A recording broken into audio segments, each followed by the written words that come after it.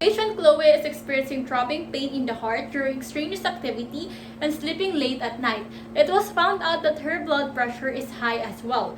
She was administered to the hospital this morning, 9:01 a.m.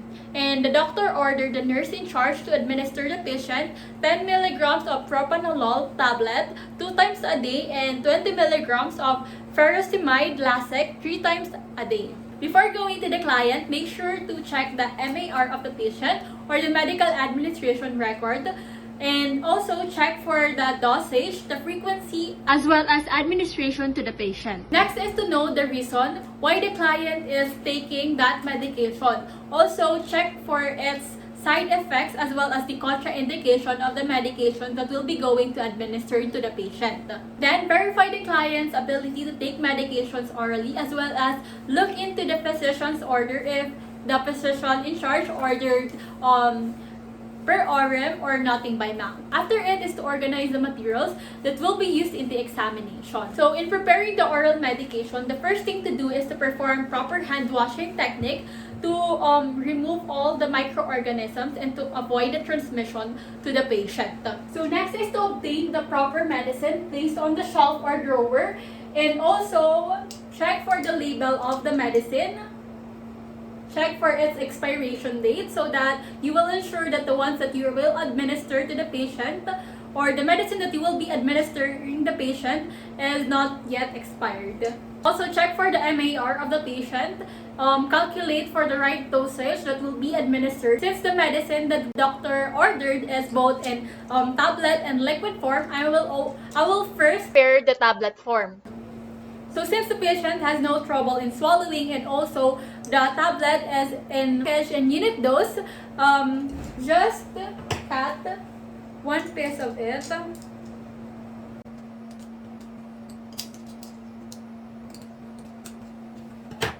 So cut 1 piece of it and do not open, and put it in the medication tray that will be going to use in the patient. So here is the medication tray, and put it on the medication tray. First thing to do is to shake the bottle so that there are no particles settled at the bottom part of the medicine.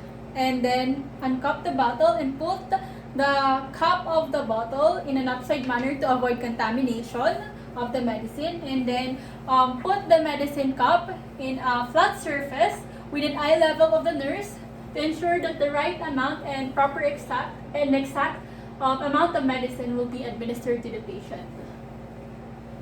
Okay, then after it, make sure to wipe the lid of the container to avoid contamination. And then put the cap back.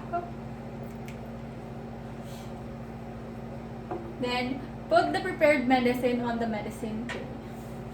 So in administering the medications to the patient, make sure first that all the prepared medicine in liquid and in tablet form are all placed in a medication tray as well as the medication card. So before entering the room of the patient, it is necessary to always check for the room number and compare the name on the bedside to what of the medicine card. And then don't forget to provide some privacy to the patient by closing the windows or the curtains. Then after it, prepare the client by introducing the self and verifying the client's identity.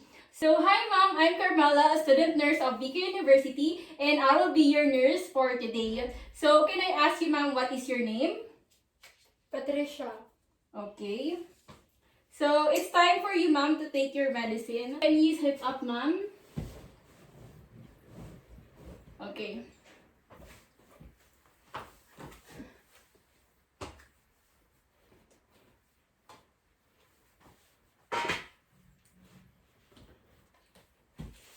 So, ito na po ma'am yung gamot na pinapainom sa inyo ng doktor nyo. So, makakatulong po ito ma'am sa inyo para ma-stabilize yung pagpalpitate ng heart nyo. Tas, don't worry po ma'am, maliit lang yan, kaya nyo po. Then, let the patient hold the tablet on her own and give a glass of water to help the patient swallow the medicine. So, okay, ito na po ma'am. Ito po yung tubig.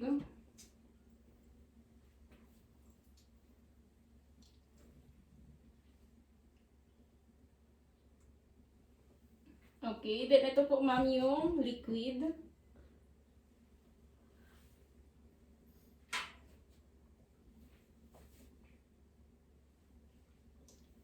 Okay. Then wait for the client until the medicine is fully swallowed or dissolved. Then after taking the medicine, help the patient in going back to her original position.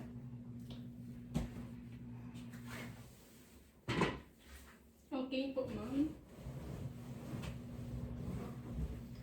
Okay, then after it, document the medication given to the patient. Then don't forget to dispose all the used supplies appropriately. Then clean the work area and don't forget to perform hand hygiene. Then replenish also the stocks at the medication room. Then lastly, observe the client for any adverse effect of the medication given.